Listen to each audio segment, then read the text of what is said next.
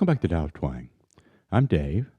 We got a 3-chord Southern rocker here today. It's in A, and it's a 5-4-1 in A. So it's E, D, A.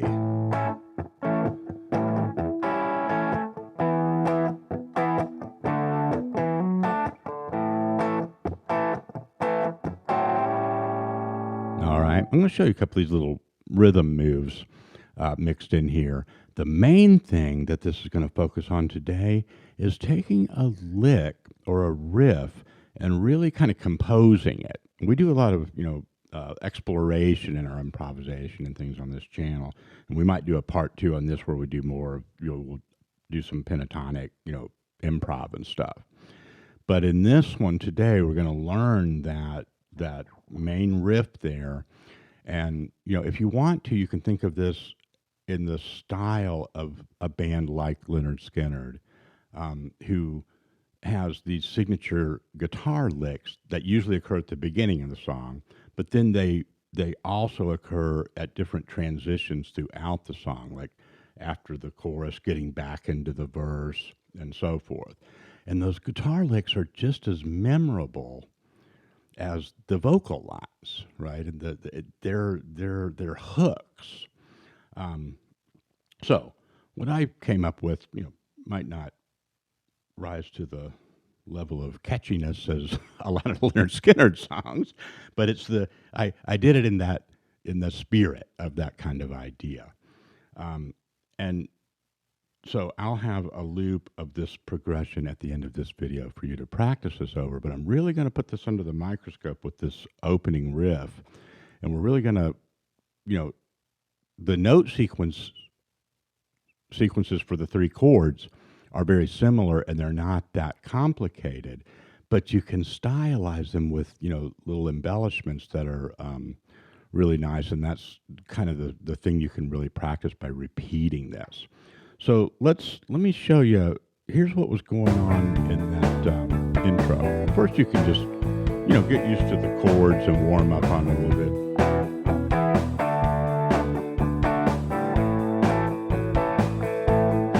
Right, so E, D, A.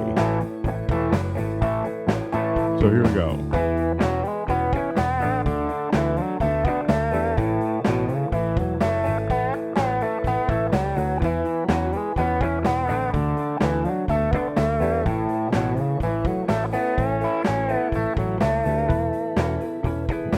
All right, let's just break that down. Now, the first chord's E. Okay, so I'm going to start on the note E. It's this one. Okay, so it's the second fret of that 4th string, the D string, notes E. It's just a little bass, boogie-woogie bass line deal there, right? It's a major pentatonic riff, okay? We're kind of using like a takeoff major pentatonic pattern for each one of these roots in this progression. That's also a very common thing in this style. Okay, so it's... All right. Then the next chord is D. So if we just go from the E 2 doors down, that open D string is our root, but the note sequence is relatively the same. Okay.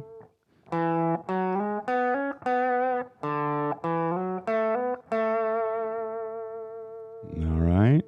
And then down to the A, our 3rd chord, our last chord, right? And as you can probably guess, same deal. We find an A root, which is this A string open. Now this one, we don't go back down exactly the same because the chord is held longer, so we have a slightly different phrase there, right? But let's put this on. Here's what we got so far.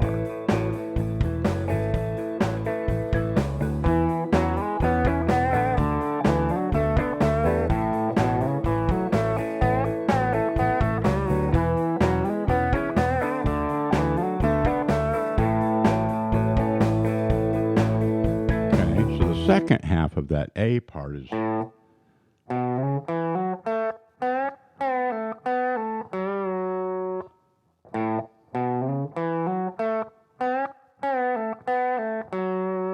But I'm doing a little bend up and down there on that last one.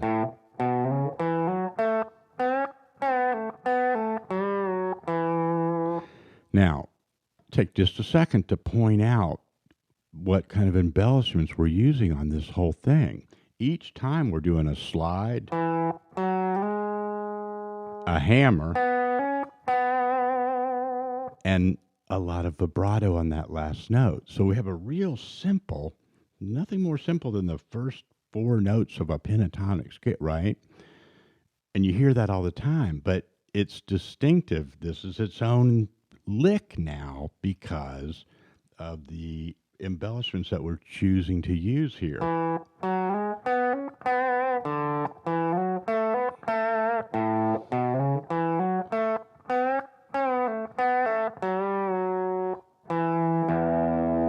Okay, and you could do a lot of other things there. That's just, the ones that kind of come naturally to me, right? But that's a good place to start, right? So you got a simple note sequence that's a catchy, kind of an easy thing for the listener to latch onto. It's got a hook aspect to it, right? The composition of the notes. And then you've got some nice ways to stylize it that also carry through the motif of it. So you can really exaggerate those embellishments. It really starts sounding like something.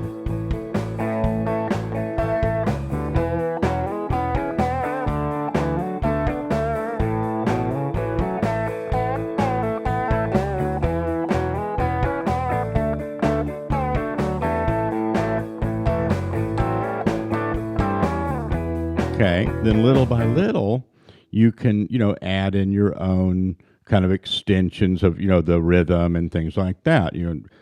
Move up and do a little thing with the bar chord there on that 5th position. I like to do that when I'm playing in A, just because it's so handy. You got that working man's blues type thing, but you don't have to do the whole riff. Sometimes you can just at the end of a phrase or something here.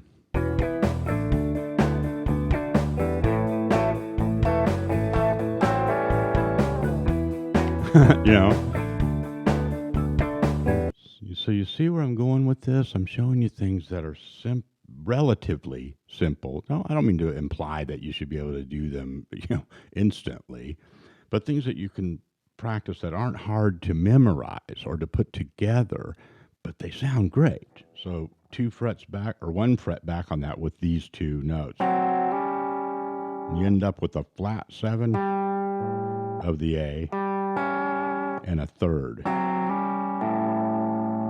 Right? That's that rock and roll hoochie coo riff or whatever, right? But you can take little pieces of all these classic things and, sprinkle them around in your stuff, and it doesn't sound like you're imitating all of this stuff, right? It becomes your own use of that vocabulary, right? That's cool. So hopefully that was sufficient with that's opening riffs there. Now let me show you a little bit of rhythmic stuff here, and then that's going to be it. I'm going to get you to the practice loop and just, really see if you can get to where you can play that intro lick, repeatedly and comfortably, and then start, changing, messing around with the phrasing of it and stuff, or whatever, improvising on it a little bit. And then in the next video with this one in a couple of days, what we'll do is we'll take that motif and we'll just kind of run with it and take it into soloing. And that's also a really nice way to have a comprehensive vibe to your whole song, right? Even if you're not composing songs, this is the sort of thing that you could do with, just if you're just doing a song by yourself or you're sitting in with somebody that's a singer-songwriter and, it's an original song or something.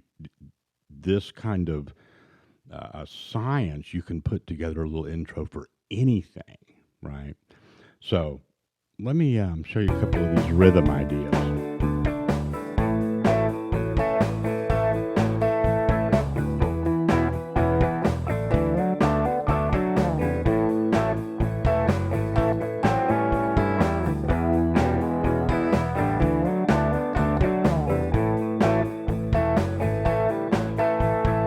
Okay. Now, one of the main things I'm doing here is just got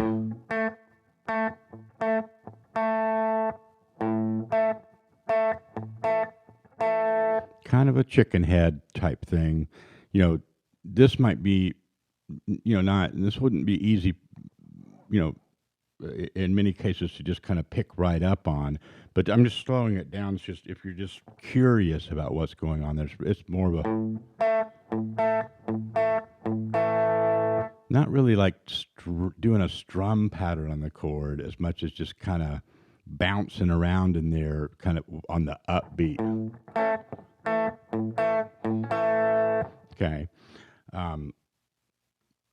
A more, distinctive lick or concrete thing that I'm doing is when on that, a lot of times on the E, I'll just do kind of just one of those kind of pinky moves.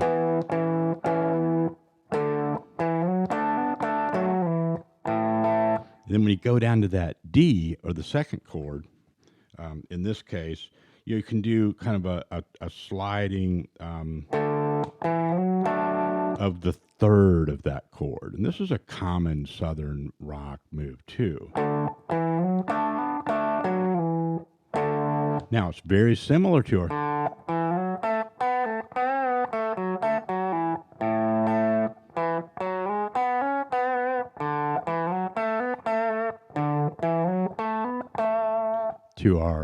what we're doing down here with our intro lick, right? So you can just take that up here and practice.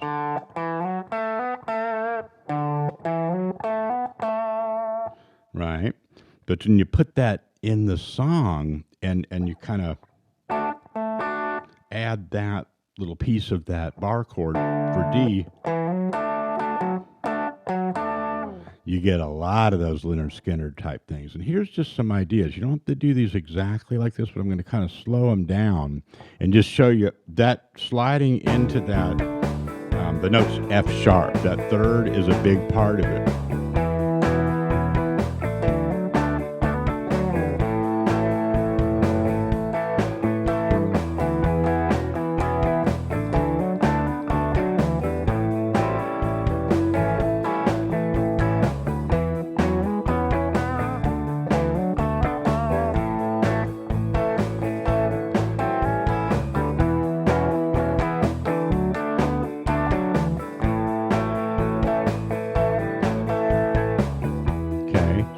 You can start up here and hammer it, or you can slide.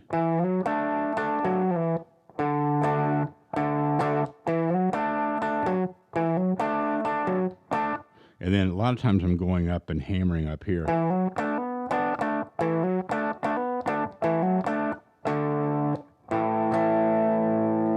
Okay.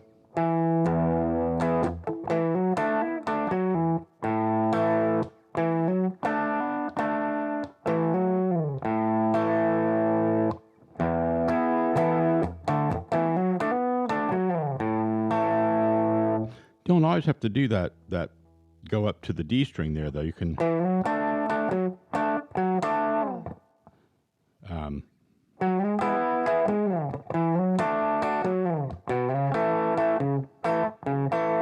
that's kind of a good practice routine for something like that, right? Just do a slide of that type on each chord. So for the E, I'm going to go.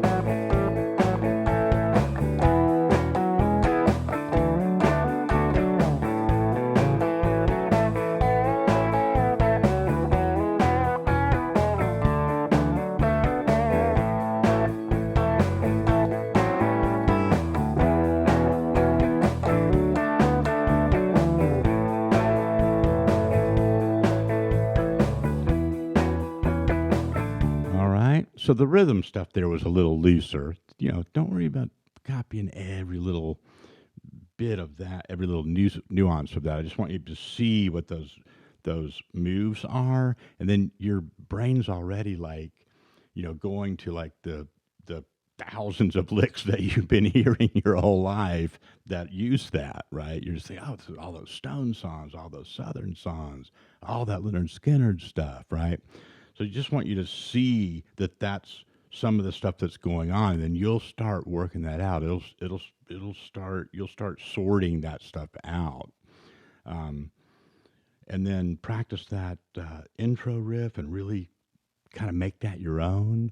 And let me know how it goes. And in a couple of days, we'll take that into some lead stuff. I kind of gave you a little sneak preview of that in that intro where it fades out. I went up and just started. So we're just going to put some of that rock and roll stuff in there.